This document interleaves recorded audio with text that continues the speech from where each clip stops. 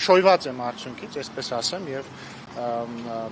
եւ վստահությունը ինձ համար շատ պարտավորեցնող է, բայց ես չեմ կարող ասել, որ ինչ-որ բան պիտի ավելի լավ անեմ, քան նախորդ նախագահը կամ մյուս տեխնացուները։ Ես կարծում եմ, որ պարոն Սիմոնյանը շատ լավ ազգային ժողովի նախագահ է եղել եւ առաջին ազգային ժողովի նախագահն է իդեպ, որը ամբողջ ժամկետը նախագահել է, այսինքն հիմա երբ որ օգոստոսին լրանա, Հայաստանի պատմության մեջ չի եղել ազգային ժողովի նախագահ, որ մինչև ժամկետի վերջը այդ պաշտոնը զբաղեցնի,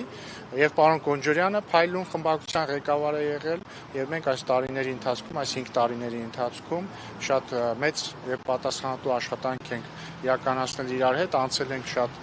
մեծ փորձությունների միջով, ի վերջո